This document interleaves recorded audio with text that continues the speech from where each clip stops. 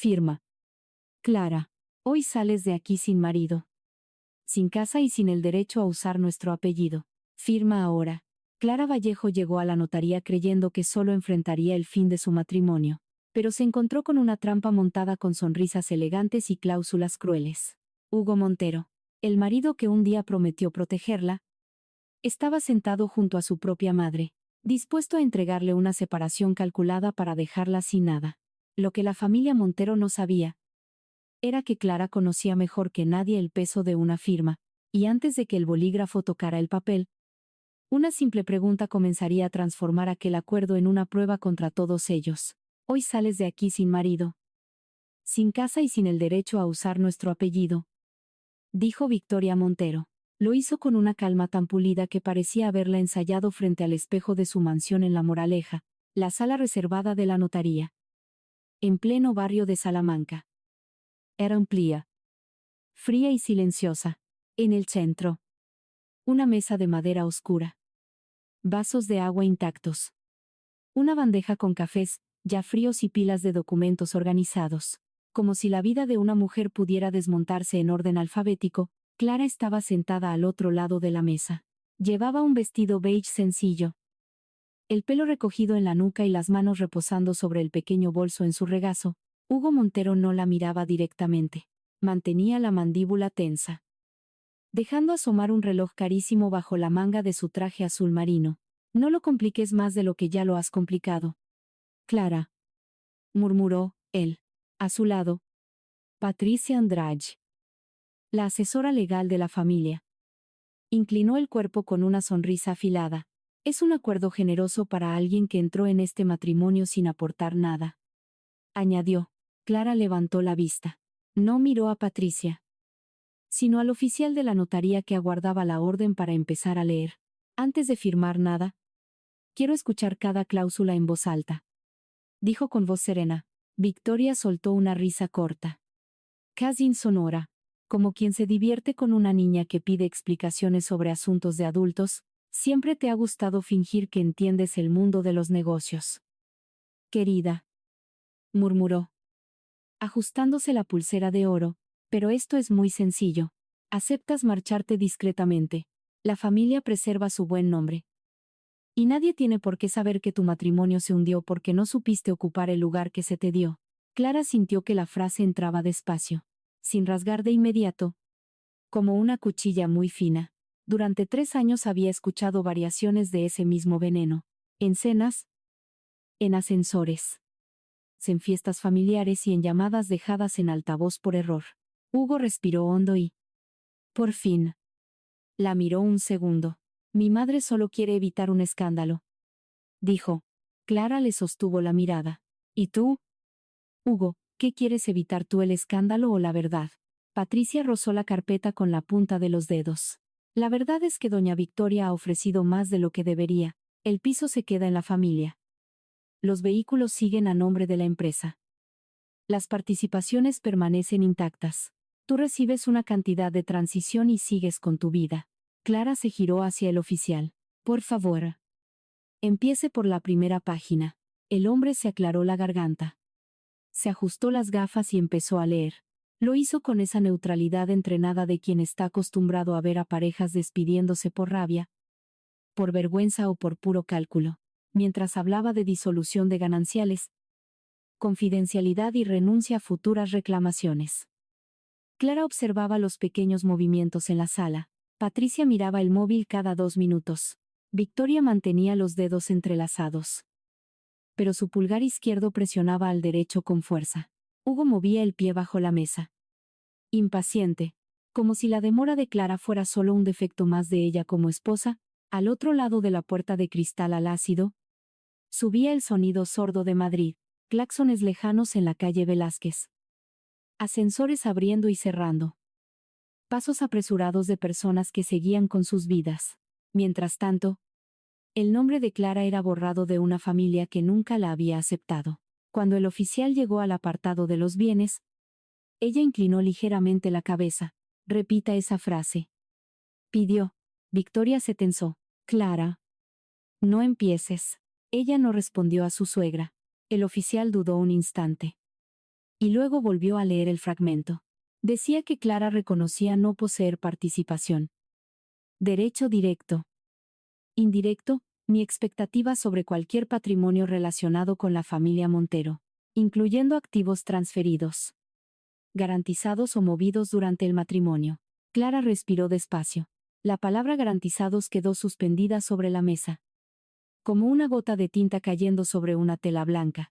Recordó haber escuchado esa misma palabra una noche, meses atrás. Pasaba por el pasillo de la biblioteca de la casa en La Moraleja, y vio a Victoria cerrando una carpeta negra demasiado deprisa. En aquel momento, Hugo le dijo que eran documentos de proveedores. Nada que le interesara. Clara le había creído, o había querido creerle, porque aún intentaba salvar algo de ternura dentro de un matrimonio que ya se había convertido en una empresa mal gestionada. Ahora, con la voz perfectamente controlada, preguntó: ¿qué activos han sido garantizados durante el matrimonio? La sonrisa de Patricia se ensanchó, pero sus ojos perdieron brillo. Es una redacción estándar. Clara pasó una página sin tocar el bolígrafo. Estándar para quien se divorcia. O estándar para quien está transfiriendo responsabilidades. Hugo frunció el ceño. ¿De qué estás hablando? Victoria se adelantó antes de que Clara pudiera responder. No está hablando de nada.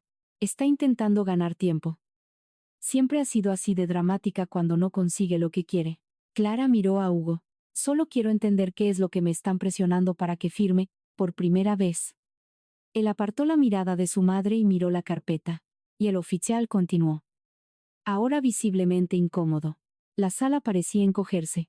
Cada palabra leída le hacía perder a Victoria un poco de la elegancia prefabricada con la que había entrado. La siguiente cláusula trataba de una autorización retroactiva, buscaba validar documentos firmados en nombre de Clara durante el matrimonio, referentes a operaciones de reestructuración patrimonial del Grupo Montero. Clara sintió que el estómago se le encogía, pero no permitió que su expresión cambiara. Metió la mano en el bolso. Sus dedos rozaron la tapa lisa de un antiguo bolígrafo de metal oscuro. Un regalo de su padre el día que se mudó a Madrid. Augusto Vallejo le había dicho aquel día, con su manera pausada, de hombre acostumbrado a hablar poco y cumplir mucho: Gia, nunca tengas miedo de amar. Pero nunca le entregues tu firma a quien se ofende si lees antes de firmar. A ella le había parecido una frase demasiado dura para una recién casada. Ahora, parecía la única frase verdaderamente amorosa que alguien le había dedicado en todo aquel matrimonio. Autorización retroactiva, repitió Clara. Patricia respondió rápido. Solo para regularizar trámites administrativos. Clara ladeó la cabeza. Trámites administrativos en mi nombre. Hugo se removió en la silla. Patricia, ¿qué documentos son esos? Victoria cerró la mano sobre su bolso. Hugo, no seas ingenuo. Tu esposa está montando una escena. La palabra esposa salió de la boca de Victoria como una acusación, no como un vínculo. Clara notó que Hugo empezaba a inquietarse. Pero no por ella. Estaba inquieto por la posibilidad de no saberlo todo. Esa diferencia dolió más que su frialdad. Durante años, Clara había esperado que en algún momento él viera la soledad que ella arrastraba dentro de aquella familia. Había esperado cuando Victoria la sentaba lejos de la mesa principal en las cenas con inversores. Había esperado cuando Patricia aparecía en las reuniones familiares y era tratada como el futuro de los Montero. Mientras a Clara la mandaban a la cocina a ver si el café ya estaba listo. Había esperado incluso cuando Hugo aceptaba el silencio como solución. Ahora, en aquella sala de la notaría, entendió que había confundido la paciencia con la esperanza. Tengo derecho a una copia íntegra antes de firmar, dijo ella. Patricia apoyó ambas manos sobre la mesa. ¿Recibiste el documento ayer? Clara asintió. Recibí una versión de 22 páginas. Esta tiene 31. El oficial levantó la vista. Hugo se giró bruscamente hacia Patricia. Victoria se quedó demasiado quieta. En la calle, un claxon largo atravesó el cristal como una advertencia. Patricia recuperó la voz con esfuerzo. Fueron ajustes técnicos. Clara hojeó despacio hasta la página marcada en la esquina superior, por un número que alguien había intentado cubrir con una etiqueta. Entonces vayamos a los ajustes técnicos. Se detuvo en la cláusula 13. El número parecía demasiado pequeño para cargar con tanto veneno. Aquí dice que reconozco haber autorizado el uso de mi nombre en garantías vinculadas a Inversiones Montero. y que renuncio a cuestionar cualquier movimiento realizado en mi beneficio o en el de la sociedad de gananciales. Victoria volvió a sonreír. Pero ahora había prisa en su sonrisa. Exactamente. Has vivido en esta familia. Has usado chofer. Seguridad. Casas. Tarjetas. No vengas ahora a fingir que no te has beneficiado. Clara sintió que la cara le ardía. No de vergüenza, sino de una rabia limpia y silenciosa. Que no necesitaba gritar para existir. Yo usé una habitación en su casa. Doña Victoria. No usé mi firma para cubrir las deudas de su empresa. Hugo palideció. Deudas. Patricia cerró la carpeta de golpe.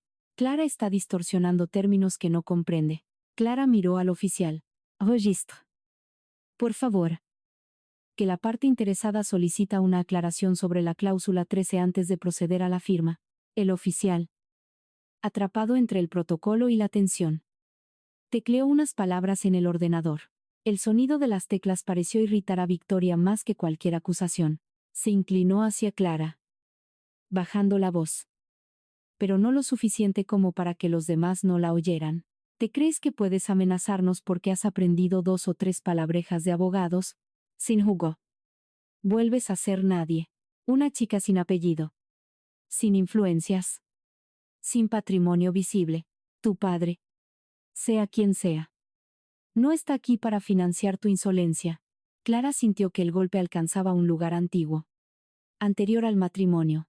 Pensó en Augusto, en sus tierras de Extremadura, en sus manos encallecidas a pesar de los trajes a medida, que solo usaba cuando era estrictamente necesario, en el hombre que prefería cerrar contratos en silencio, antes que salir en las revistas de negocios.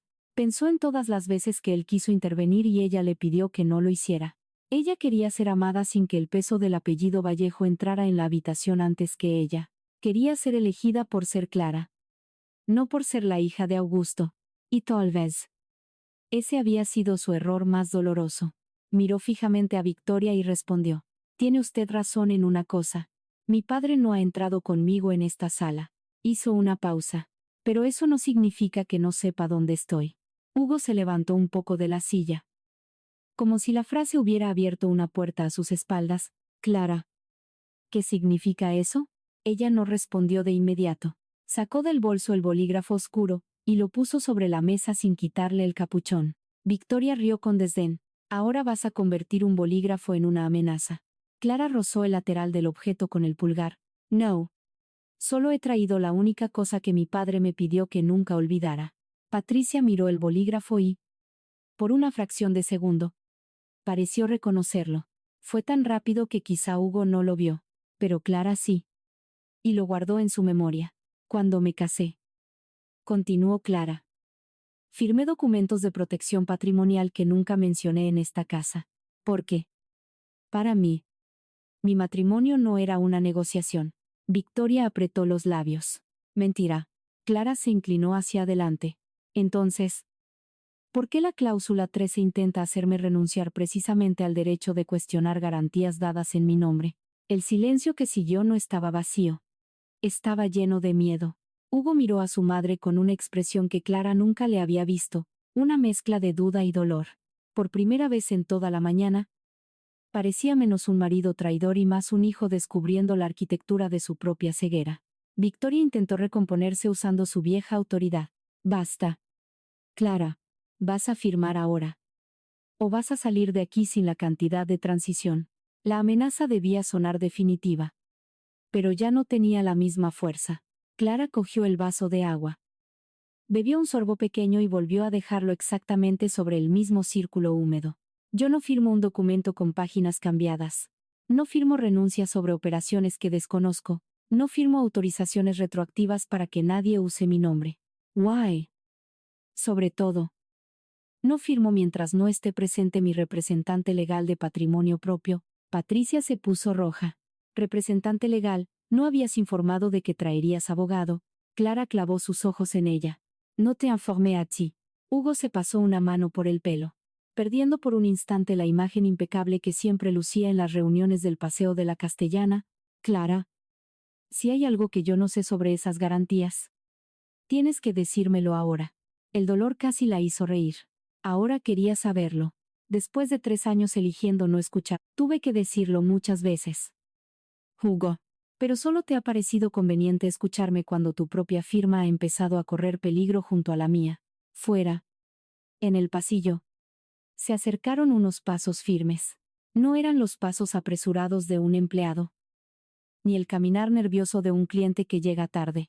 Había en ellos una calma pesada, una especie de certeza antigua que parecía ocupar el espacio antes incluso de que la persona apareciera. El móvil de Patricia vibró sobre la mesa. Miró la pantalla y perdió por completo el color. Victoria lo notó. Clavó los ojos en el aparato y susurró. ¿Quién es? Patricia no respondió. Hugo seguía de pie. Se giró hacia la puerta de cristal. En el momento exacto en que una asistente de la notaría abría la sala y anunciaba con cuidado profesional, señora Clara Vallejo. El señor Augusto Vallejo acaba de llegar con sus abogados. El nombre cayó sobre los Montero como un bloque de mármol desplomándose en el centro de la mesa. Victoria parpadeó, buscando en su memoria dónde había escuchado ese apellido que no fuera en boca de su nuera.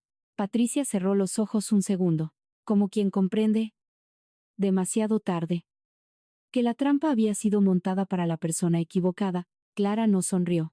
Simplemente cogió el bolígrafo de su padre. Lo guardó de nuevo en el bolso y miró el documento que habían intentado hacerle firmar. Ahora podemos continuar la lectura. Augusto Vallejo entró en la sala sin prisa. Y tal vez fue exactamente eso lo que más perturbó a los Montero. No parecía un hombre llamado a la desesperada para salvar a su hija de una humillación. Parecía alguien que ya conocía el camino. El edificio. La mesa, los rostros, e incluso el error que cada uno de ellos estaba a punto de cometer. Llevaba un traje gris oscuro, sin ostentaciones, una corbata azul profundo, perfectamente alineada, el pelo canoso peinado hacia atrás y una expresión que no necesitaba ser dura para imponer silencio. Tras él entraron 3 abogados, 2 hombres y una mujer, todos con carpetas finas, tablets, y esa discreción cara de quienes trabajan en las plantas más altas del corazón financiero de Madrid, donde nadie alza la voz. Porque las consecuencias ya hablan por sí solas. Clara no se levantó, solo respiró. Como si por primera vez en toda la mañana. El aire de la sala no la hiriera. Augusto la miró a ella antes de mirar a cualquier otra persona. ¿Estás bien? Hija preguntó. Y en esa simple palabra había más protección que en todos los años que Hugo había llamado a Clara esposa. Victoria palideció al escuchar la palabra hija. Hugo se quedó inmóvil. Patricia bajó la vista hacia el documento. Como si la respuesta estuviera escondida en los márgenes. El oficial, confundido entre la formalidad del proceso y el cambio brutal de la atmósfera, se levantó casi automáticamente. Señor Augusto Vallejo, dijo la abogada que lo acompañaba, dejando una tarjeta profesional sobre la mesa. Soy Elena Valcárcel, responsable de la protección patrimonial de doña Clara Vallejo. Solicitamos que conste en acta nuestra llegada antes de proceder a cualquier firma, y que ninguna versión del acuerdo salga de esta sala. Patricia reaccionó demasiado rápido. Eso es innecesario. Estamos en un intento consensuado de disolución matrimonial, Augusto. Por fin. La miró. No había rabia en su rostro. Solo una atención tan limpia que parecía arrancar capas. Consensuado. Letra D. Es cuando nadie cambia páginas la víspera para llamarlo ajuste técnico. El silencio que siguió no fue de sorpresa. Fue de reconocimiento. Victoria se recompuso con esfuerzo. Enderezó la postura como si aún estuviera en una cena benéfica, rodeada de fotógrafos y copas de champán. Usted debe estar mal informado. Señor. Clara siempre ha sido tratada con el máximo respeto en esta familia. Clara bajó los ojos un instante. No por vergüenza, sino para ocultar cuánto lograba aún tocar en la herida aquella mentira. Augusto respondió sin alterar la voz. Entonces no habrá ningún problema en que leamos todo. Hugo se pasó una mano por la cara. Por primera vez desde primera hora de la mañana.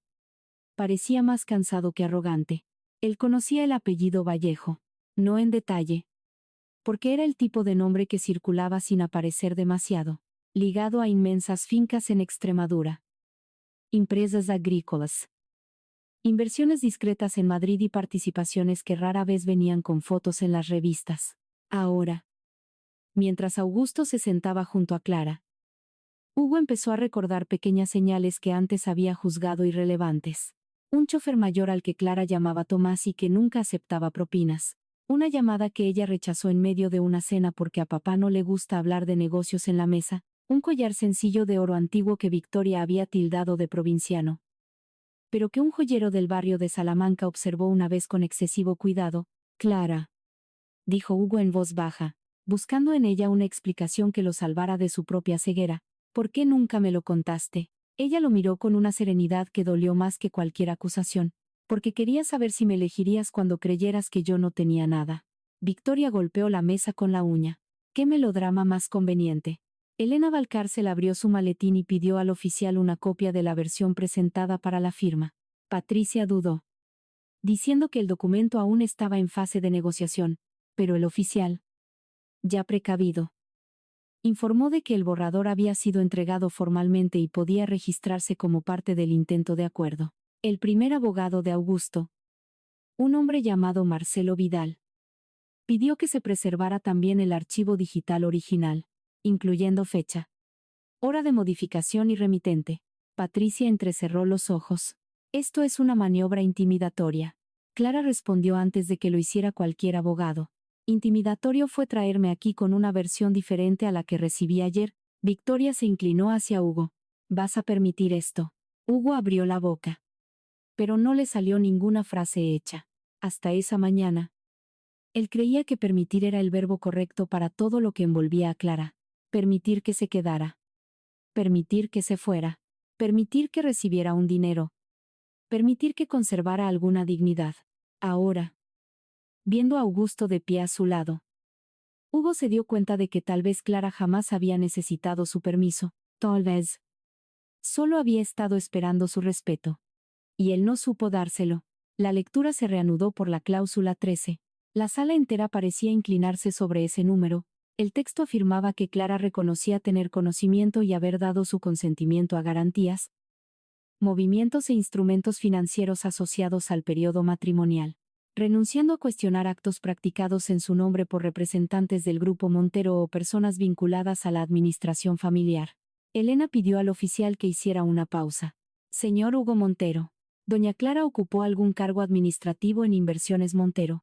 Hugo respondió sin mirar a su madre. No. Elena continuó. Recibió poderes para operar cuentas de la empresa. Hugo tragó saliva. No que yo sepa. Augusto apoyó las manos sobre la mesa. Entonces, ¿por qué su familia necesita que mi hija renuncie a cuestionar actos practicados en su nombre por los representantes de su empresa? Victoria reaccionó como si la pregunta fuera una ofensa personal, porque Clara ha vivido bajo nuestro techo, ha disfrutado de nuestra estructura. Y ahora quiere transformar nuestra generosidad en una acusación. Marcelo Vidal encendió su tablet y deslizó el dedo por la pantalla. Curioso. Aquí hay mención a una garantía vinculada a una línea de crédito empresarial abierta hace 8 meses. Doña Clara aparece como parte relacionada, aunque no tiene participación en la sociedad. Hugo se giró lentamente hacia Patricia. 8 meses. Patricia intentó mantener la voz fría. Hugo. Son instrumentos técnicos. Tu madre lo supervisó todo con el Consejo Fiscal. La expresión de él cambió al oír aquello. No era todavía una defensa de Clara, pero era la primera grieta en su obediencia. Yo no he firmado nada que involucre el nombre de Clara. Victoria intervino con dureza. Firmaste autorizaciones generales cuando asumiste la presidencia. No seas infantil delante de extraños. Clara sintió un escalofrío al notar la elección de la palabra. Extraños. Para Victoria, ella seguía siendo una intrusa, sentada a la mesa incluso después de 3 años de matrimonio, incluso después de haber aprendido los horarios de la casa, las medicinas del suegro, cómo le gustaba a Hugo el café antes de las reuniones, los nombres de los empleados que la familia fingía no ver. Augusto notó la mirada de su hija y su voz se oscureció un poco. Mi hija no es extraña a un documento que utiliza su nombre. El segundo abogado de Augusto sacó de una carpeta una hoja impresa. También solicitamos que se adjunte al registro un correo electrónico, enviado hace 3 semanas por la Asesoría Legal de Inversiones Montero. Patricia se quedó rígida. ¿Qué correo? Elena leyó solo lo esencial. Sin dramatismos. Necesitamos cerrar la firma de Clara antes de que Vallejo se entere. El apellido Vallejo. Dicho de esa manera, hizo que Victoria perdiera la paciencia por primera vez. El barniz social se resquebrajó. Ustedes no tienen derecho a invadir las comunicaciones internas de nuestra empresa, Marcelo respondió con calma. No hemos invadido nada. El correo fue enviado por error a una cuenta asociada a un documento en el que doña Clara figura como avalista, cuando se usa el nombre de alguien. Doña Victoria. Se deja un rastro. Hugo apoyó ambas manos en la mesa. Su rostro ya no era el del hombre impaciente que solo quería liquidar el divorcio antes de ir a comer. Era el de alguien viendo cómo el suelo de su propio apellido se abría bajo sus pies.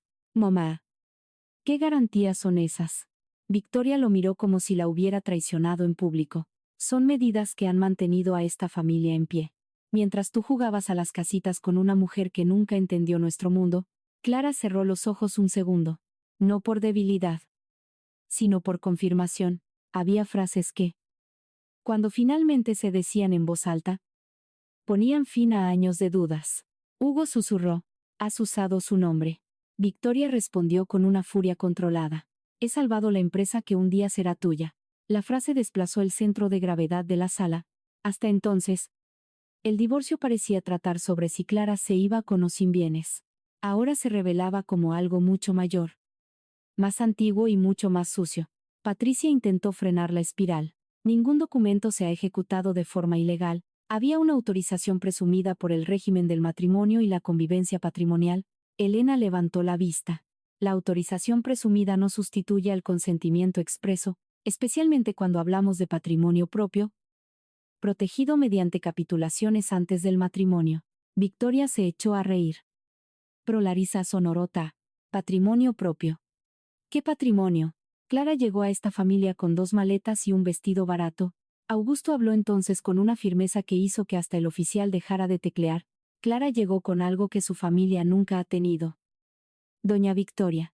Llegó sin necesitar fingir riqueza. La humillación atravesó a Victoria como una bofetada silenciosa. Abrió la boca para contestar. Pero Augusto continuó. Antes de la boda, se registraron instrumentos de protección patrimonial, participación en bienes familiares y cláusulas de separación absoluta de bienes. Mi hija no habló de ello porque me pidió que respetara su matrimonio. Yo lo respeté. Pero nunca abandoné su seguridad. Hugo miró a Clara. Y esta vez había un dolor real en sus ojos. Tal vez llegaba demasiado tarde. Tal vez seguía siendo poco. Pero por primera vez, parecía verla de verdad. Lejos de las versiones que su madre le había vendido, «¿Creías que iba a usarte si lo hubiera sabido?», preguntó. Y la pregunta sonó herida. Casi infantil. Clara sintió el impulso de responder con toda la rabia acumulada. Pero su fuerza aquel día residía, precisamente, en no dejar que el dolor decidiera por ella. Yo creía que merecías la oportunidad de amarme sin hacer cálculos. Y elegiste calcular de todos modos. Hugo retrocedió. Como si ella le hubiera tocado una parte a la que ni siquiera su madre llegaba. Patricia los observaba con la mandíbula apretada. No eran simples celos. Allí había ambición. Pero también miedo. Miedo a haber apostado por el lado equivocado de la familia. Miedo a que todos los años sirviendo a Victoria, todos los favores, todos los documentos redactados en la sombra, terminaran convirtiendo su carrera en ruinas. Fuera de la sala, alguien pasó con una bandeja de café recién hecho, y ese olor común, doméstico, casi amable, contrastó cruelmente con la elegante destrucción que ocurría alrededor de la mesa. Elena pidió la suspensión formal del intento de firma y la preservación de todos los documentos presentados. Victoria se negó con violencia contenida. Dijo que aquella reunión era privada y que la familia Montero no aceptaría ser tratada como delincuentes. Nadie aquí ha usado esa palabra, dijo Clara, mirándola fijamente. Todavía, esa palabra corta hizo que Patricia soltara el aire de golpe. Hugo se giró hacia Clara. ¿Quieres destruirme? Ella tardó en responder, porque esa pregunta era la prueba de hasta qué punto él seguía poniéndose en el centro de todo. Yo quería divorciarme sin que me robaran. Augusto rozó suavemente el respaldo de la silla de su hija. No como quien la guía, sino como quien le recuerda que ya no está sola. A partir de ahora, dijo él, cualquier conversación sobre un acuerdo se hará con total transparencia. Copias íntegras. Origen de los documentos. e identificación de todos los responsables de incluir el nombre de mi hija en obligaciones que ella desconocía. Victoria se levantó. Señor, le está declarando la guerra a mi familia. Augusto también se levantó. Despacio. No. Doña Victoria. Quien declaró la guerra fue quien trajo a mi hija a una habitación a puerta cerrada e intentó comprar su dignidad con una cantidad de transición. La reunión terminó sin firmas. Pero nadie salió de aquella sala siendo el mismo que había entrado. El oficial guardó el acta preliminar. Elena recogió las copias. Marcelo Vidal solicitó formalmente que se conservara el archivo digital. Patricia hablaba por teléfono en una esquina. En voz baja, usaba expresiones como contención de riesgos y narrativa externa. Victoria esperaba junto a la puerta. Rígida, furiosa. Pero intentando aún parecer la matriarca ofendida. No la estratega descubierta. Hugo se quedó frente a la mesa, mirando la cláusula 13 como si ese número hubiera quedado grabado a fuego en la madera. Clara cogió el bolso y caminó hacia la salida. Él la llamó antes de que cruzara el umbral. Clara.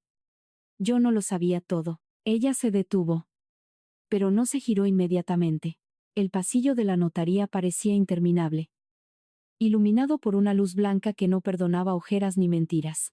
Tal vez, respondió por fin. Pero sabías lo suficiente como para dejarme sola en esta mesa. Augusto esperó a que su hija diera el primer paso. Sin tocarla. Sin dirigirla. Fuera del edificio. Madrid seguía atascada. Ruidosa. Indiferente. Para Clara. Sin embargo, la ciudad parecía distinta. Ya no era una jaula de cristal y apellidos ilustres. Por primera vez en años, cada claxon en la calle parecía decirle que aún había camino por delante.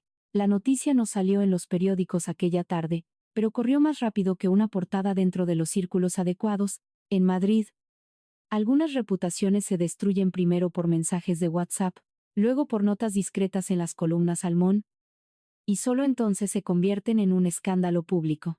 Victoria Montero sabía esto mejor que nadie. A las 6 de la tarde. Antes incluso de que Hugo volviera a su despacho en el Paseo de la Castellana, 3 amigas suyas ya habían recibido la misma versión. Cuidadosamente pulida. Clara, la nuera ingrata y ambiciosa, había intentado transformar un divorcio civilizado en un chantaje patrimonial. Tras revelar un origen familiar, que siempre había ocultado. A las 7, un consultor de imagen vinculado a los Montero, sugirió tratar la historia como un conflicto conyugal provocado por intereses económicos. A las 8, en el comedor principal de la mansión de La Moraleja, Victoria reunió a Hugo, a Patricia, al director financiero de la empresa y a un jefe de prensa, frente a una mesa donde nadie tocó la comida. No vamos a permitir que esa chica reescriba la historia de nuestra familia, dijo Victoria. Con las manos apoyadas en el respaldo de una silla, Hugo, de pie junto al ventanal, observaba las luces de los coches pasando entre los árboles de la exclusiva calle. Aún escuchaba la frase de Clara en la notaría. ¿Sabías lo suficiente como para dejarme sola en esta mesa? Patricia tomó el mando de la reunión como si aún fuera posible controlarlo todo. Llevaba un traje de chaqueta blanco impecable. El peluchirante.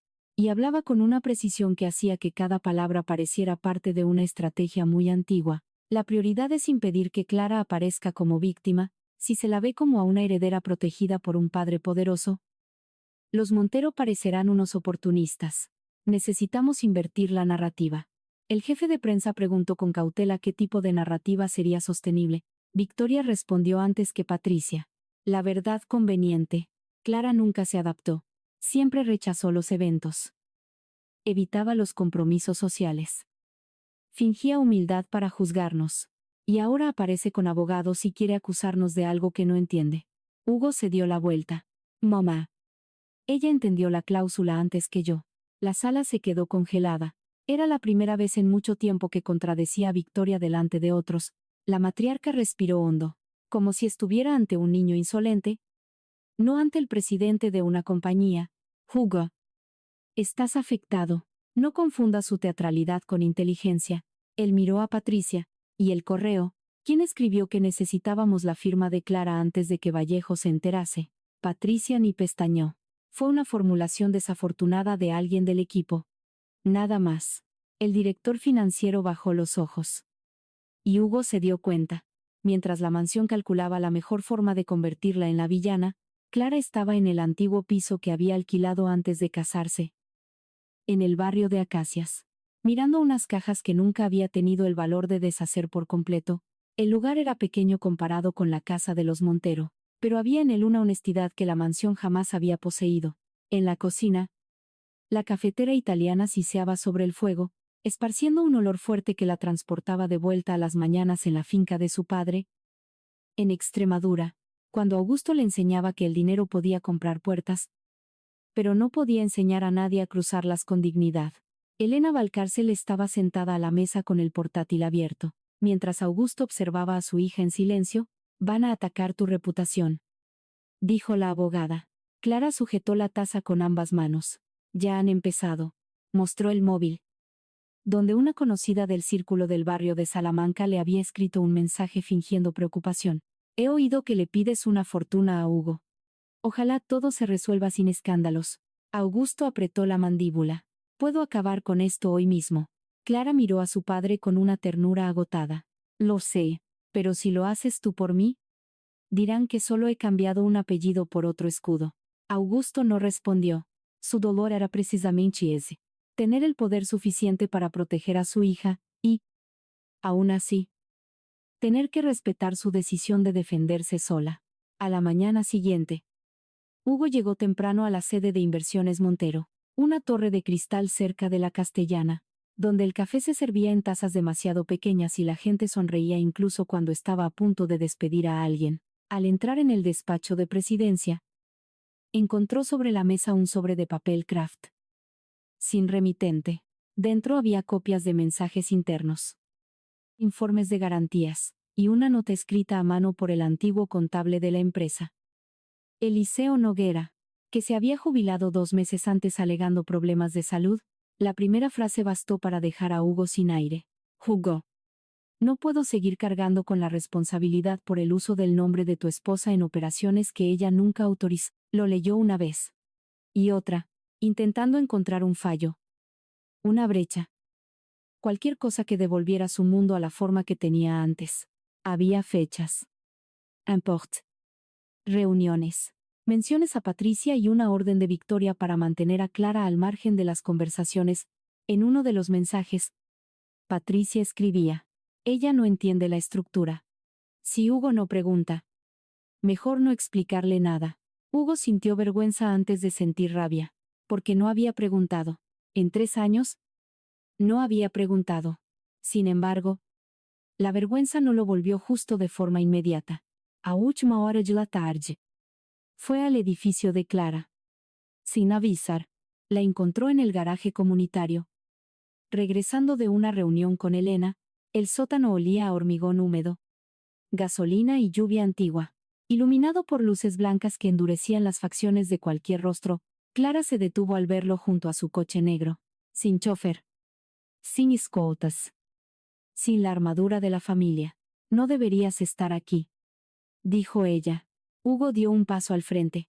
«Necesitaba hablar contigo lejos de ellos». Clara se apretó la carpeta contra el pecho. «Qué curioso.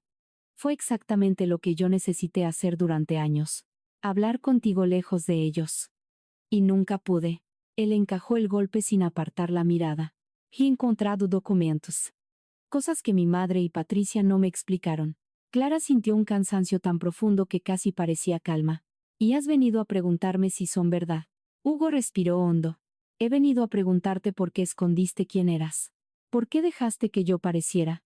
La frase salió torcida, magullada, injusta. Clara lo miró durante unos segundos. Y en ese silencio, Hugo se dio cuenta de que acababa de herirla otra vez. «Todavía estás preocupado por tu imagen», dijo Clara en voz baja. El ascensor del garaje se abrió a lo lejos. Pero no salió nadie. «Me han llamado interesada en tu propia mesa. Inadecuada en tus eventos. Un peso muerto en las charlas de tu madre. Y la pregunta que me traes es por qué dejé que parecieras un idiota». Hugo se pasó las manos por el pelo, desesperado consigo mismo. No era eso lo que quería decir. Clara soltó una risa triste. «Sin gracia, pero es lo que has dicho. Y tal vez eso sea lo que por fin demuestra la diferencia entre nosotros».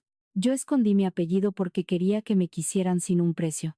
Tú escondiste tu cobardía detrás del apellido Montero. Porque tenías miedo de elegir por ti mismo. Él palideció. La palabra cobardía atravesó algo que guardaba desde niño. Desde las mañanas en que Victoria lo obligaba a asistir a las reuniones de la empresa, para que aprendiera que un Montero nunca duda, nunca admite la culpa, nunca protege a nadie si eso amenaza a la familia. Mi madre me enseñó que la empresa estaba por encima de todo, murmuró. Clara lo miró fijamente. ¿Y te lo creíste tanto que pusiste tu matrimonio por debajo de todo? Hugo quiso tocarle el brazo. Pero ella retrocedió antes de que lo hiciera. Ese pequeño gesto dijo más que un portazo. No he venido a pedirte que vuelvas, dijo él. Y la frase pareció sorprenderle a él mismo. He venido a entender. Clara apretó la carpeta contra su cuerpo. Entonces entiende esto. Tu silencio también firmó esos documentos. Hugo, cada vez que dejaste que Victoria hablara por ti, ella ganó un poder notarial sobre tus emociones. Cada vez que permitiste que Patricia decidiera lo que yo podía saber, confirmaste que yo no era tu compañera. Era un riesgo manejable. Él cerró los ojos. En su bolsillo, el móvil no paraba de vibrar. Probablemente Victoria. Tal vez Patricia. Quizás los dos mundos que lo habían criado. Llamándolo de vuelta. Cuando abrió los ojos, Clara ya se alejaba hacia el ascensor. Clara. La llamó. Ella se detuvo. Puedo ayudar a exponer lo que han hecho.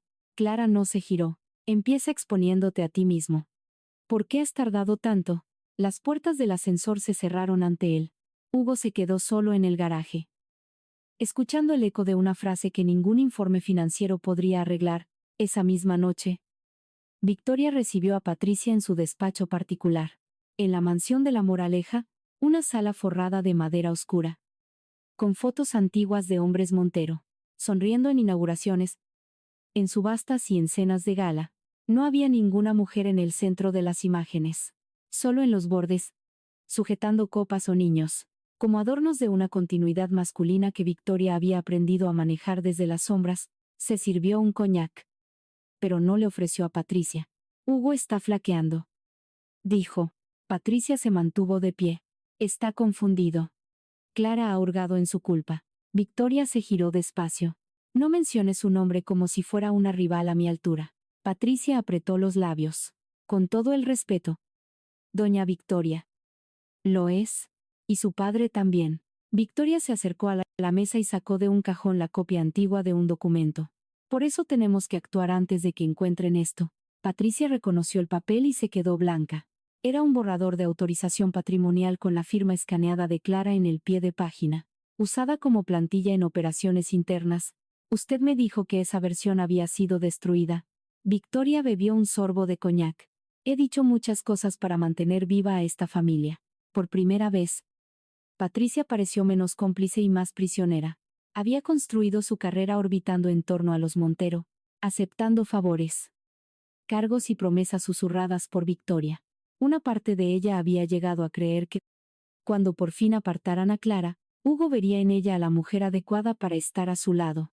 Alguien que hablaba el idioma de la empresa y de la familia, pero ahora, ante aquel documento, la fantasía se desmoronaba, convirtiéndose en un riesgo profesional, tal vez penal, desde luego, moral, si eso sale a la luz.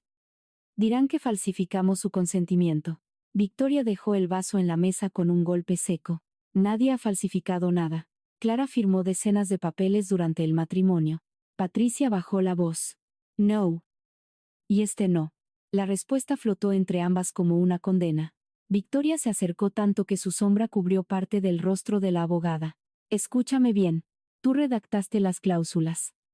Tú manejaste los borradores. Tú te has beneficiado de la confianza de esta casa. Si yo caigo, no caigo sola. Patricia tragó saliva. Fuera. La mansión seguía iluminada. Preciosa. Perfecta para quien pasara por la calle. Por dentro, empezaba a oler a incendio. Clara recibió la primera amenaza directa poco después de las 10 de la noche. Era un mensaje desde un número oculto. Corto y elegante. Como todo lo que venía del mundo de los Montero. Acepta el acuerdo original. O todos sabrán que te casaste ocultando tu fortuna. Lo leyó 2 veces. Luego le pasó el móvil a Elena, que estaba en el piso revisando papeles. Augusto, sentado cerca de la ventana, miraba hacia la calle. Ellos creen que ocultar riqueza es un delito moral, dijo Clara. ¿Por qué? Para ellos, cualquier relación es una transacción comercial. Elena guardó una captura del mensaje y le aconsejó que no respondiera. Pero Clara cogió otro teléfono, el aparato viejo que solo usaba para la familia, y llamó a Hugo. Él contestó al segundo tono, en voz vaga. Clara. Ella no saludó. Tu familia acaba de amenazarme. Hubo un silencio al otro lado. Luego, el ruido de una silla arrastrándose. ¿Qué han dicho? Clara repitió el mensaje, palabra por palabra. Hugo no intentó defender a Victoria. Esa ausencia de defensa fue un detalle pequeño, pero no pasó desapercibido. Voy a solucionarlo, dijo él. Clara cerró los ojos. No. Vas a elegir. Solucionar es lo que tú siempre has llamado esconder. A la mañana siguiente, cuando Hugo se enfrentó a Victoria delante de Patricia y del director financiero, la casa de los Montero empezó por fin a quedarse sin teatro. Puso sobre la mesa los documentos enviados por Eliseo Noguera, los registros de mensajes y la copia del correo leído en la notaría. Quiero toda la verdad, dijo. Victoria miró a su hijo con desprecio y dolor. La verdad entera es que no tendrías empresa, ni cargo, ni futuro. Si yo no hubiera tomado las decisiones que tú no tuviste el valor de tomar. Hugo sintió que la vieja frase intentaba atraparle de nuevo. Pero esta vez, tenía la imagen del rostro de Clara en la notaría. Clara en el garaje. Clara diciendo que su silencio también había firmado esos documentos. Usar el nombre de mi mujer sin su consentimiento no fue un acto de valor. Respondió. Fue un fraude. Aunque tus abogados intenten llamarlo estrategia.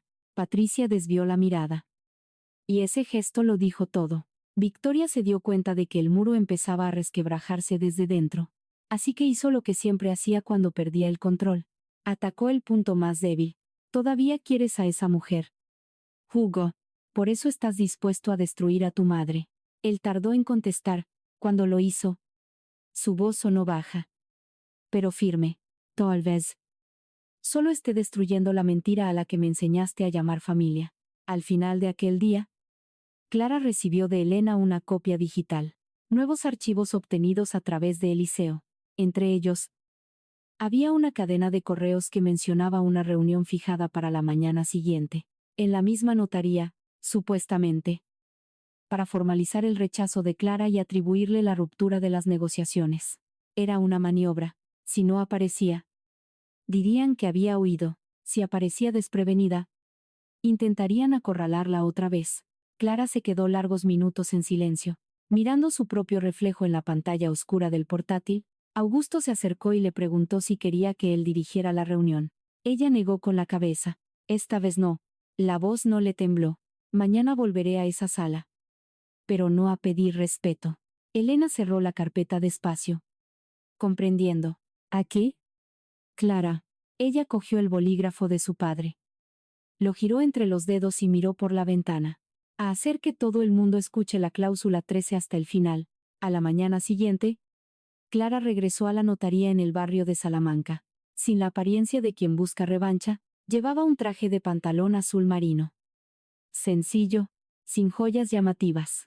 El pelo suelto y el viejo bolígrafo de su padre guardado discretamente en el bolso. Madrid había amanecido gris, con filas de coches y gente cruzando deprisa los pasos de cebra con el café en la mano, pero dentro de ella había una calma extraña, casi severa. Augusto caminaba a su lado, acompañado por Elena Valcárcel y Marcelo Vidal.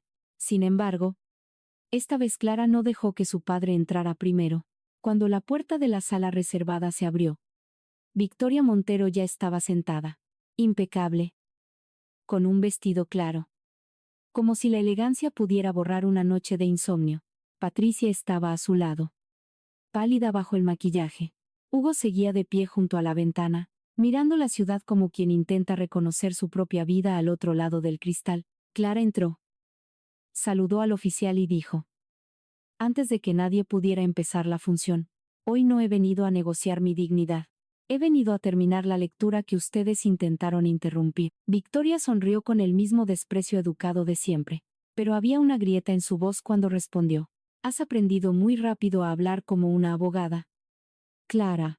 Lástima que hablar bonito no cambie lo que has sido en esta familia. Clara se sentó despacio. Dejó el bolso al lado de la silla y miró a su suegra sin subir el tono. Fui la esposa de su hijo. Fui la nuera en una casa donde me trataban como a una visita indeseada. Fui el nombre utilizado en documentos que yo no conocía. ¿Y ahora? Soy la parte que exige que quede registrada cada palabra. El oficial. Más cauteloso que el día anterior. Abrió el acta electrónica y confirmó la presencia de todos. Elena pidió la inclusión de los archivos digitales conservados, las versiones previas del borrador y el registro de los cambios.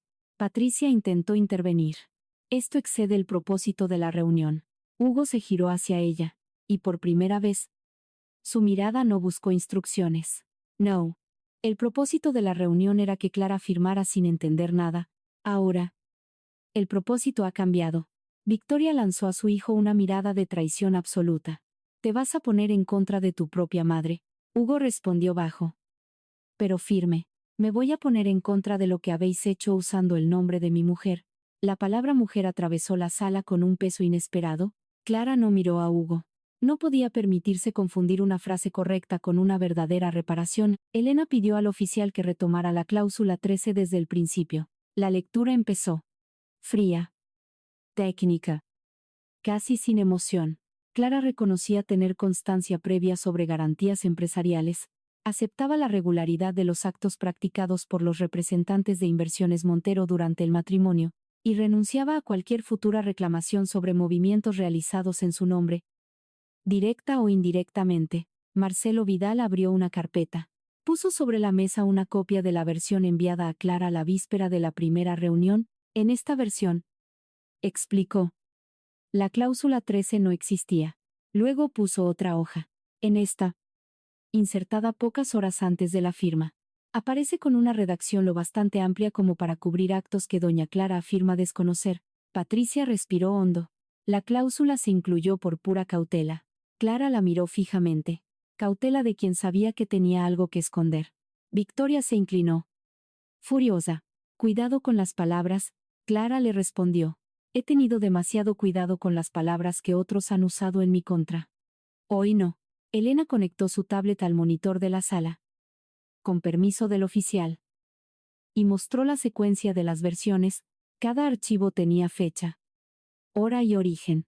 El primero era una plantilla común para divorcios. El segundo incluía una cláusula de confidencialidad reforzada. El tercero, enviado por Patricia a un pasante jurídico, llevaba una nota. Insertar renuncia amplia sobre garantías antes de que intervenga Vallejo. El nombre de Augusto apareció en la pantalla como una sombra que todos habían intentado sortear. Victoria mantuvo el rostro impasible. Pero sus dedos estrujaron el asa del bolso. Patricia se quedó blanca. Hugo cerró los ojos un segundo. Como si cada línea confirmara una parte de la verdad que él aún quería negar. Marcelo prosiguió.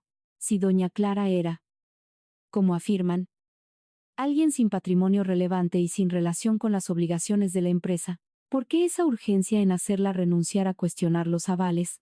Nadie respondió. Clara sintió que la sala entera esperaba que Augusto hablara por ella. Pero fue ella quien se inclinó hacia el micrófono del acta y dijo, porque sabían que mi nombre había sido utilizado sin mi consentimiento. Victoria se levantó de golpe. Eso es una acusación absurda. Clara ha firmado documentos a lo largo de todo su matrimonio. Confiaba en Hugo. Participaba en la vida de la familia y jamás se le impidió preguntar nada.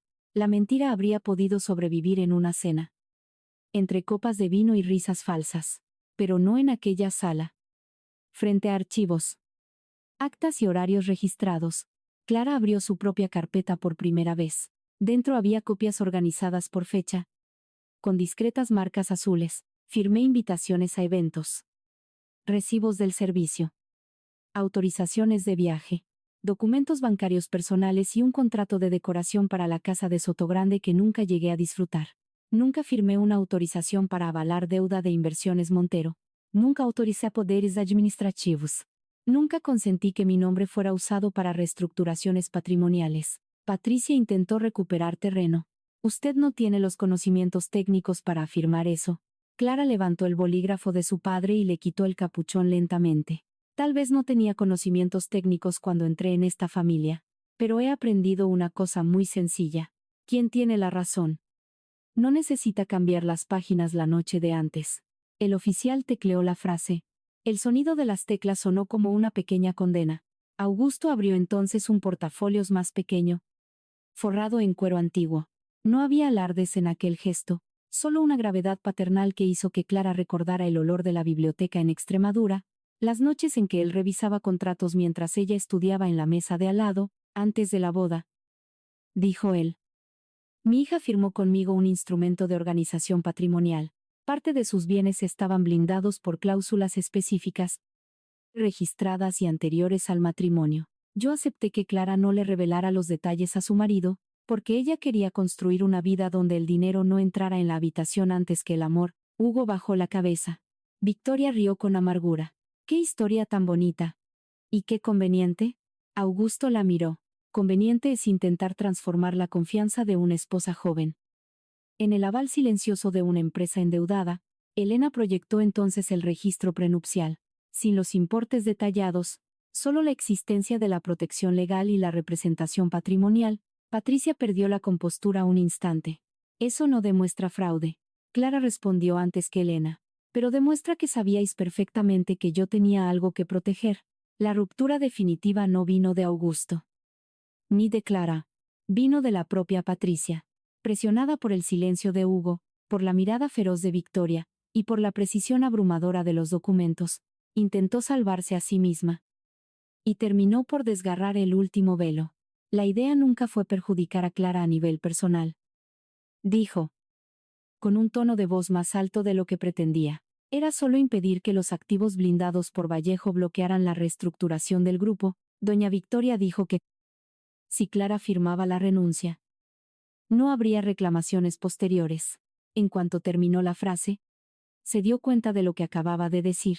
La sala se quedó sin respiración. Victoria se giró hacia ella con una expresión de puro odio. Hugo miró a Patricia como si la viera por primera vez. No como la asesora eficiente que su madre tanto alababa, sino como un engranaje consciente dentro de una maquinaria cruel. Elena pidió al oficial que registrara íntegramente la declaración espontánea. Patricia intentó dar marcha atrás. Yo no he querido decir eso. Marcelo Vidal respondió. Gélido. Pero lo ha dicho. Clara no sintió ningún triunfo. Sintió algo más profundo. Más triste. Durante años la habían llamado ingenua por no entender el mundo de aquella familia. Y ahora resulta que había que entenderlo demasiado, tal vez. Esa fuera la peor forma de perderse a uno mismo. Victoria intentó tomar el control por la fuerza. Esta reunión ha terminado. Cogió el bolso y caminó hacia la puerta. Pero Hugo le bloqueó el paso. No la tocó.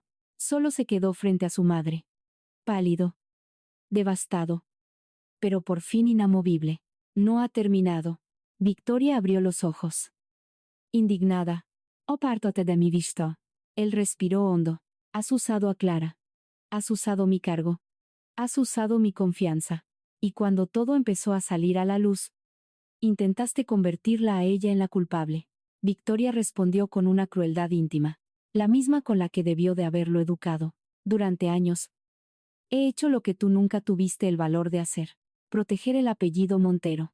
Hugo tembló. Pero no retrocedió. No. Tú has protegido una mentira. Y me enseñaste a llamar lealtad a eso. Clara escuchó la frase sin moverse. Una parte de ella había esperado ese momento durante años. Otra parte sabía que llegaba demasiado tarde para salvar el matrimonio. Aún así, verle romper las cadenas no era poca cosa. Solo era insuficiente para borrar el daño. Elena retomó las riendas y expuso los siguientes pasos. Suspensión de cualquier acuerdo basado en ese borrador. Requerimiento formal a Inversiones Montero para aclarar todos los avales. Conservación de todos los registros internos. Y elaboración de una nueva propuesta de divorcio. Sin renuncias abusivas. Sin silencios comprados. Y sin trasvase ilícito de responsabilidades. Victoria, acorralada, intentó transformar su derrota en orgullo. Quieren dinero. Al final, se trataba de eso. Clara cerró la carpeta despacio. Si yo hubiera querido solo dinero, habría entrado en esta sala con mi apellido por delante. El primer día en que usted me llamó nadie La frase impactó en Hugo de forma visible. Clara continuó. Quiero mi nombre limpio. Quiero que cada deuda lleve la firma de quien realmente la contrajo. Quiero que ningún papel diga que yo consentí una mentira. Augusto miraba a su hija con una emoción discreta, casi dolorosa. Él había venido preparado para protegerla. Pero en ese momento comprendió que Clara no necesitaba que él hablara más alto, solo necesitaba que él estuviera allí.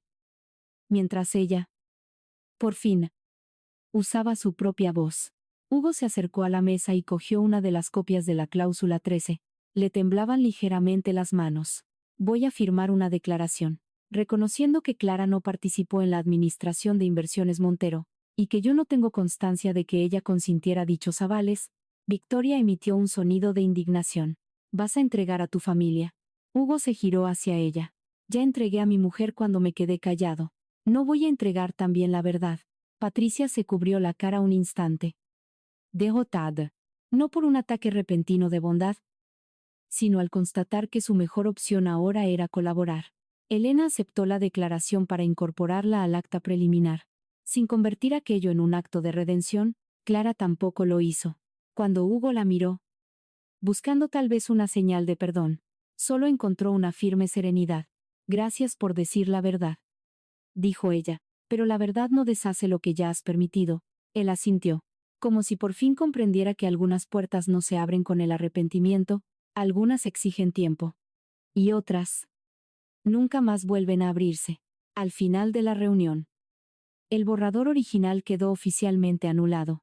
La cláusula 13, creada para amordazar a Clara, se convirtió en el eje que demostraba la trampa. Victoria salió de la sala sin mirar a nadie, acompañada de un abogado llamado de urgencia, ya sin el brillo de matriarca invencible. Patricia se quedó sentada esperando instrucciones. Encogida dentro de su traje blanco, Hugo se quedó junto a la puerta, como si ya no supiera a qué mundo pertenecía. Clara guardó el bolígrafo en el bolso y firmó únicamente el acta de comparecencia, no el acuerdo. El oficial revisó la hoja y le preguntó si deseaba añadir alguna declaración final. Clara miró la mesa, allí donde casi habían convertido su vida en una renuncia. Luego miró a Hugo. Y después a Augusto. Sí, dijo, declaro que acepto el divorcio.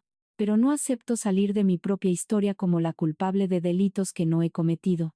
Cuando salió de la notaría, una lluvia fina empezaba a caer sobre Madrid. Esta vez, nadie la guió. Clara bajó los escalones sola, sintiendo que cada gota le lavaba. No el dolor, sino la vergüenza que nunca debió haber sido suya. La semana siguiente no trajo paz. Solo silencio público. Y para una familia como los Montero, el silencio público ya es una forma de caer. La nota que su gabinete envió a la prensa Salmón fue muy breve, cuidadosamente neutra.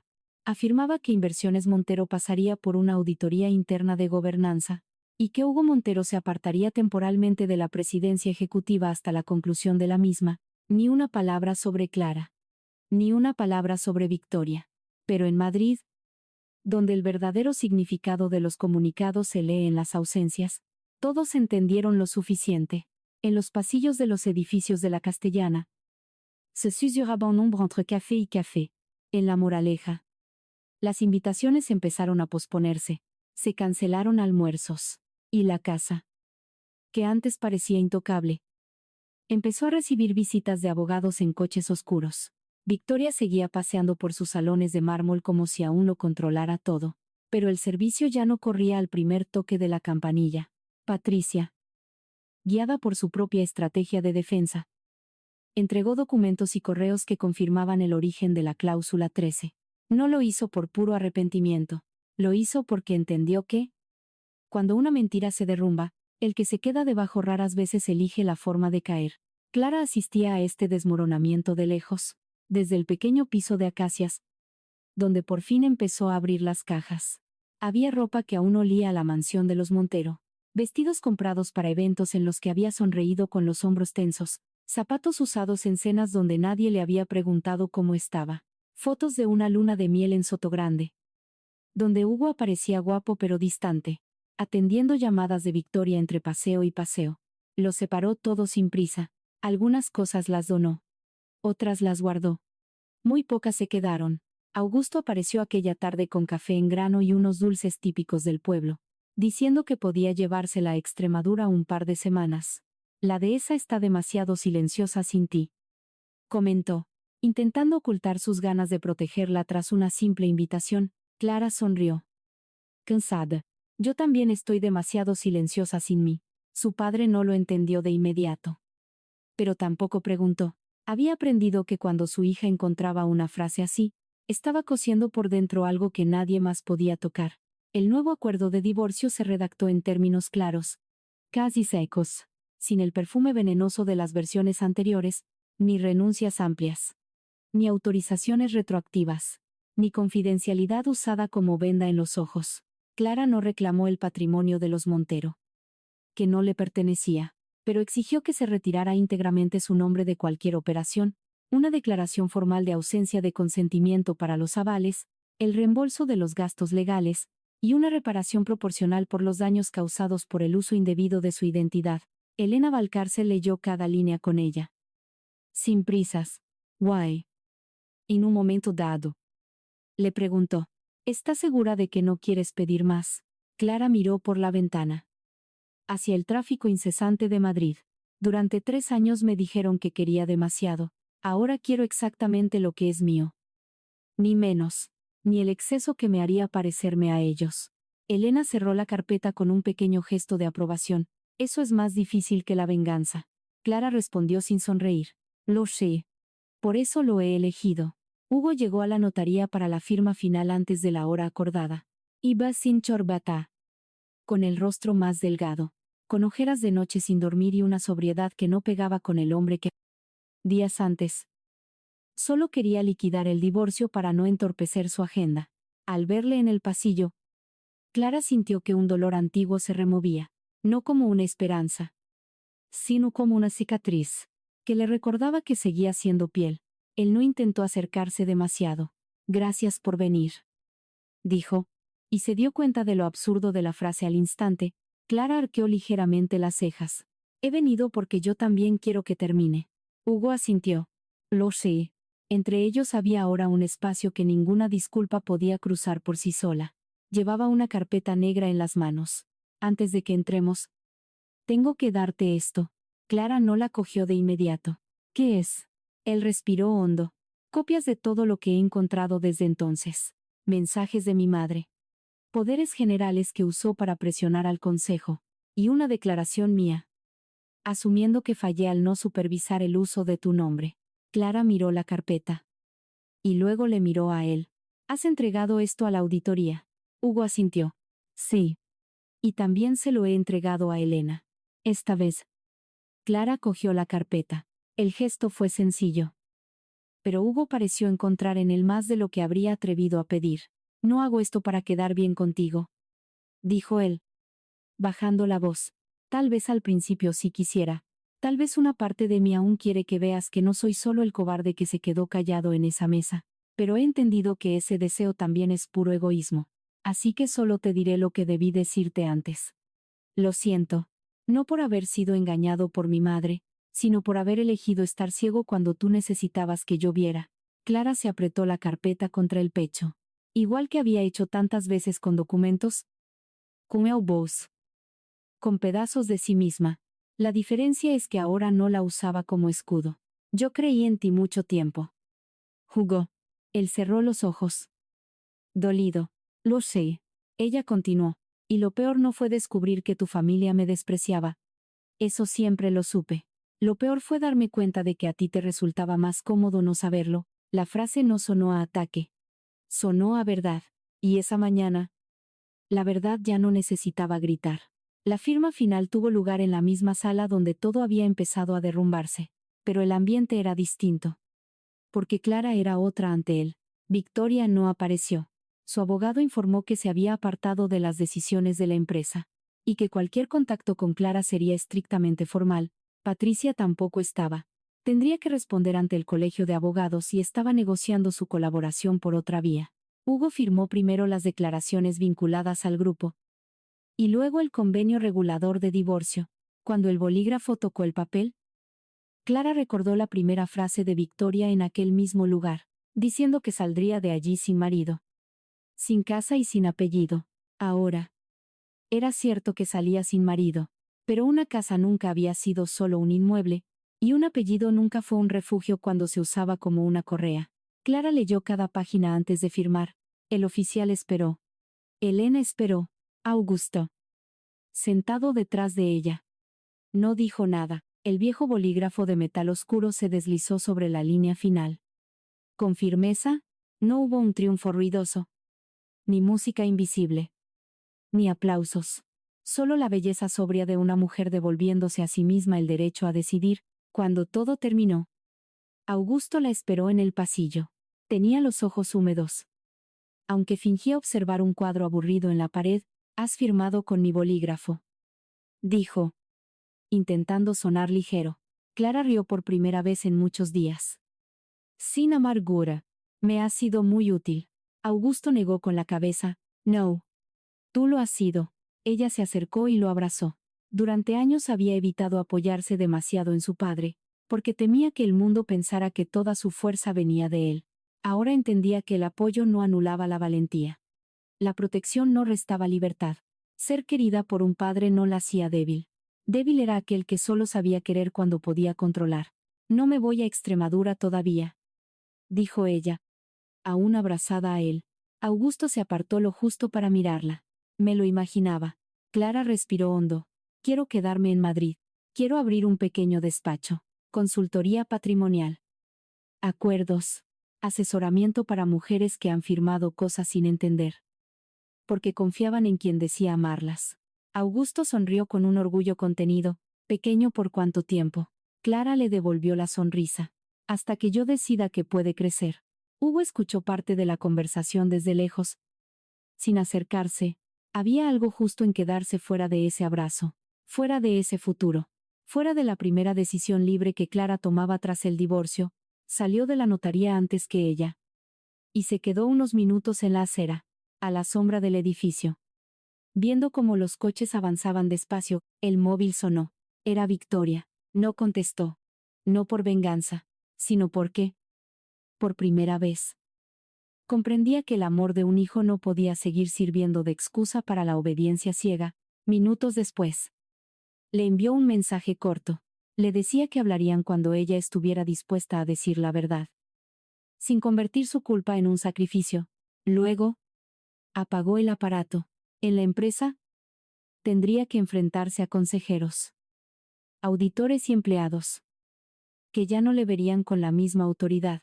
Perdería poder. Tal vez su puesto. Why.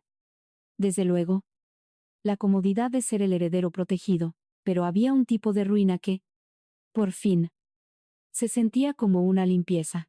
Al cruzar la calle, Hugo entendió que madurar, para él, no consistiría en recuperar a Clara, consistiría en convertirse en alguien que no necesitara herir a una mujer para aprender a ser honesto. 3 meses después, el despacho de Clara abrió en una oficina pequeña y luminosa. En la planta 12 de un edificio cercano a la Castellana, no había mármol de importación, ni una recepcionista entrenada para intimidar a las visitas, ni el apellido de una dinastía grabado en letras doradas en la pared. Había una mesa de madera clara. Buen café de finca. Plantas junto a la ventana. Y una placa discreta que decía Clara Vallejo. Consultoría. Elena colaboraba en algunos casos. Augusto aparecía de vez en cuando, trayendo productos del pueblo y fingiendo que solo pasaba por Madrid. La primera clienta fue una mujer de 40 años. Entró apretando una carpeta contra el pecho, exactamente igual que Clara había hecho un día. Por miedo a parecer ignorante ante palabras complicadas, Clara le ofreció agua. La escuchó sin interrumpir, y cuando la mujer le dijo creo que firmé porque confiaba en él, Clara sintió que el pasado le tocaba el hombro, pero ya no la derribaba. Entonces, vamos a leerlo juntas, respondió. Aquella frase tan sencilla pareció abrir una ventana en la habitación. En ese instante, Clara supo que su dolor no se había transformado en amargura, se había transformado en un idioma. Hugo la buscó una sola vez después de abrir el despacho. No se presentó sin avisar. No le llevó flores. No intentó convertir la culpa en romanticismo.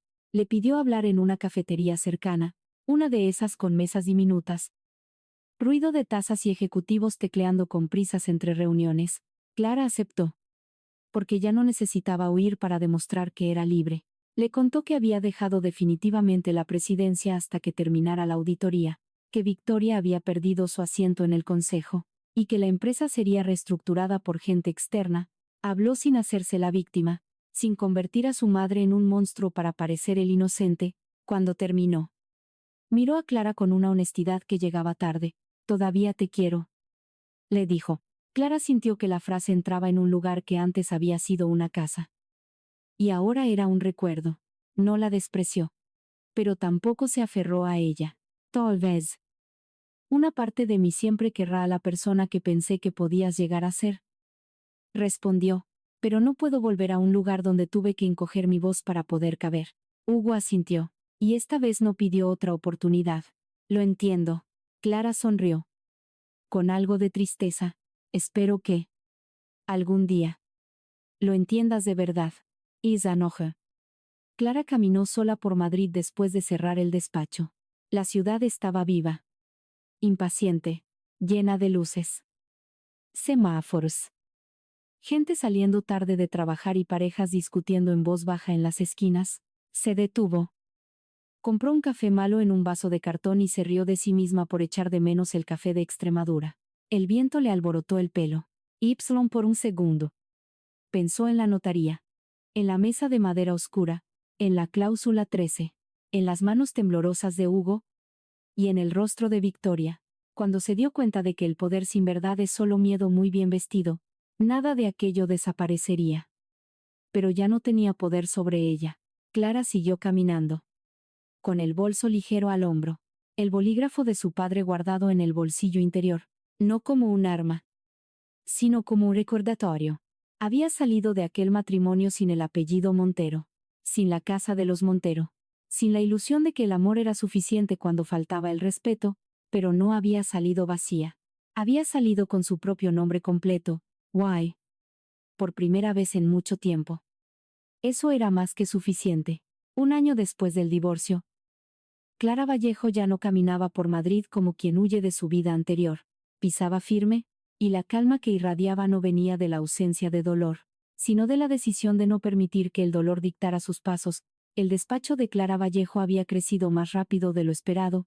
Ahora había 2 asistentas. Una abogada socia y una agenda llena. Y una placa nueva en la recepción. Con una frase que Clara había escrito de su puño y letra, antes de confiar en una promesa. Lei bem, lo que te piden que entregues. Aquella mañana, una joven llamada Marina llegó al despacho abrazada a una carpeta. Marina tenía 28 años. Mirada cansada. Alianza en el dedo. Y la expresión de quien no sabe si al pedir ayuda está traicionando a su propia familia. Se sentó frente a Clara y tardó unos segundos en abrir la carpeta. Mi marido dice que es solo un trámite. Explicó. Intentando sonreír. Su empresa necesita reorganizar unos bienes. Y su madre me dijo que, si no firmo, voy a quedar como una egoísta. Dicen que una esposa de verdad apoya a su marido sin hacer preguntas. Clara no se sorprendió. Había aprendido que muchas violencias vienen envueltas en frases dulces. Simplement. Acercó una taza de café a la joven y le dijo, aquí, hacer preguntas no es una falta de amor. Es cuidar de tu propia vida. Marina respiró hondo y dejó los papeles sobre la mesa. Clara no los tocó de inmediato. Primero observó a la mujer. Los dedos temblorosos. La mirada desviándose hacia el móvil cada vez que vibraba. La culpa. Asomando antes incluso de escuchar ninguna respuesta. ¿Te están presionando para que firmes hoy?, preguntó Clara. Marina bajó la cabeza. La firma es a las 4. En una notaría por Chamberí. Mi suegra dijo que lo había organizado todo porque yo estaba haciendo que mi marido pasara vergüenza delante de sus socios. Clara sintió que una vieja sombra cruzaba la sala. Ya no era miedo. Era memoria. Recordó a Victoria Montero. Diciéndole que saldría sin marido. Sin casa y sin apellido. Pero a diferencia del pasado, recordar no la debilitaba. Clara abrió la carpeta. El documento era menos agresivo que el de los Montero. Pero seguía la misma lógica. Palabras demasiado ambiguas. Responsabilidades demasiado difusas. Renuncias demasiado sutiles.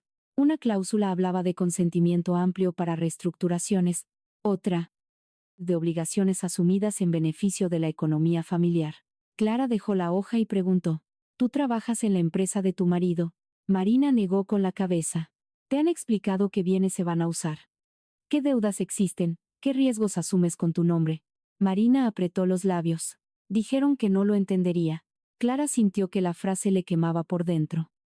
Pero mantuvo la voz serena. Entonces, el problema no es que tú no lo entiendas. El problema es que ellos no quieren explicarlo. Poco antes del mediodía, Elena Valcárcel pasó por el despacho. Clara le pidió que echara un vistazo rápido. Elena frunció el ceño. Esto no debes firmarlo hoy. Corres el riesgo de asumir obligaciones que desconoces. Marina se quedó pálida. Mi marido dirá que no confío en él. Clara cerró la carpeta con suavidad. Tal vez. Pero la confianza no exige ceguera. ¿Quién te quiere?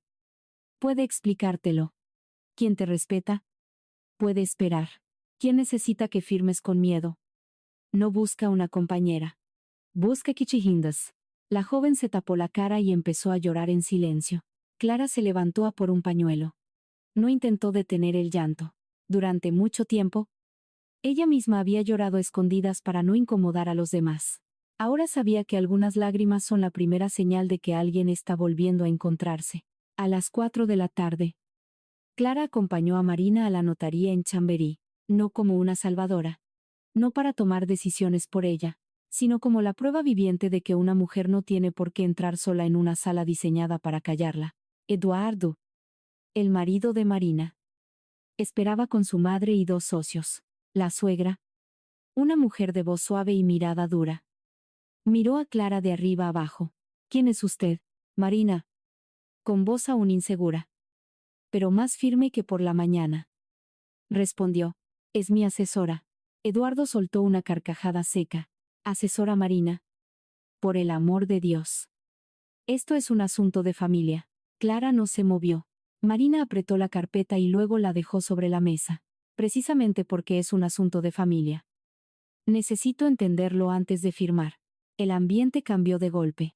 No porque Clara hubiera hablado, sino porque Marina había hablado por sí misma. La madre de Eduardo intentó utilizar el viejo arma de la vergüenza. Dijo que un matrimonio no sobrevive a la desconfianza, que Eduardo trabajaba demasiado como para encima tener que demostrarle su honradez a su propia esposa. Marina temblaba, pero no dio un paso atrás. Eduardo, irritado, empujó el documento con un bolígrafo. Firma. Y luego lo hablamos en casa. Marina miró a Clara. Clara no hizo ningún gesto. Simplement. Estaba allí. Y a veces, una simple presencia basta para recordarle a alguien que todavía puede elegir. Marina respiró hondo y dijo. No. Primero lo hablamos. Primero lo entiendo. Primero lo leo. Si es justo, lo firmaré después. Si no lo es, no lo firmaré nunca. La notaría se sumió en un silencio tenso. Clara pensó en su propia versión de ese mismo momento. La diferencia es que Marina no iba a necesitar caer hasta el fondo de la trampa para descubrir lo que valía. El documento se paralizó. Eduardo salió furioso. Su madre salió ofendida. Los socios, incómodos. Marina se quedó sentada unos segundos, mirándose las manos. Pensé que me iba a desmayar, confesó. Clara sonrió. La valentía casi siempre se parece al miedo al principio. Marina soltó una risa nerviosa. ¿Y si mi matrimonio se acaba por culpa de esto? Clara recogió los papeles, y le respondió con una delicadeza inquebrantable. Entonces, no se habrá acabado porque lo leíste. Se habrá acabado porque alguien necesitaba que no lo leyeras. A última hora de la tarde. Al volver a su despacho, Clara encontró un sobre. Era de Hugo. Llevaban meses sin hablar. Salvo por formalidades. Dentro había una nota breve y el recorte de una revista de negocios. Inversiones Montero había cerrado su reestructuración. Victoria había sido apartada de todo cargo consultivo. Hugo no había vuelto a la presidencia, asumiendo un puesto menor. Algo que el antiguo Hugo habría considerado una absoluta humillación. En la nota, él escribía: hoy he estado en una reunión donde se ha rechazado un documento porque no estaba claro. Por primera vez, nadie se lo ha tomado como una ofensa. Me he acordado de ti. No te escribo para pedirte nada, solo para decirte que algunas verdades siguen trabajando dentro de nosotros, incluso después de que la persona que nos las enseñó se haya marchado. Clara leyó la carta un par de veces, no lloró, no sonrió, sintió solo una paz discreta, como quien ve cómo una antigua herida deja por fin de sangrar. Guardó la nota en un cajón, no entre los papeles importantes, pero tampoco en la papelera. Había sentimientos que no necesitaban convertirse en futuro para merecer un lugar honrado en la memoria. Fuera. Madrid empezaba a encender sus farolas. El reflejo de Clara en el cristal se superponía a los edificios y a los coches, a la gente que caminaba demasiado rápido para darse cuenta de cuántas historias terminan y cuántas vuelven a empezar. A puerta cerrada, Augusto apareció poco después, como siempre, trayendo café y fingiendo sorpresa al verla aún trabajando. Deberías descansar, dijo, dejando el paquete en la mesa. Clara cerró el portátil. Hoy, una mujer no ha firmado un documento que podía destrozarle la vida. Augusto se detuvo, y su mirada se suavizó. Entonces, ha sido un buen día. Clara asintió. Lo ha sido. Él miró la placa de la entrada. Y luego el antiguo bolígrafo que descansaba sobre la mesa. Sabes.